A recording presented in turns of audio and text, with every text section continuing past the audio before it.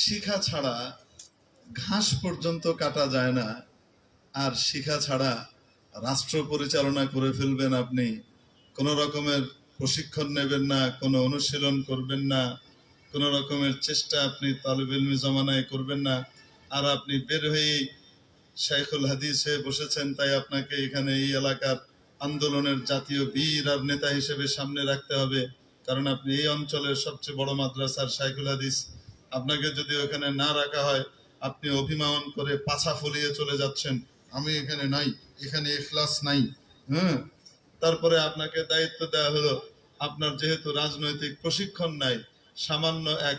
SI আর এক ওসির ঝাড়ি খেয়ে আপনি পেশাব করতে করতে ওখানে বললেন আমি এগুলাতে ছিলাম না, ওই যে অন্যরাই ধরে লয়েছে, আন্দোলনের ছাতিয়া নাচ পেরে দিবেন। এগুলা কেন হয় এটি পূর্বে এই পর্যন্ত আমরা বিভিন্ন জায়গায় যে ব্যর্থতার মুখোমুখি হই, এই ব্যর্থতার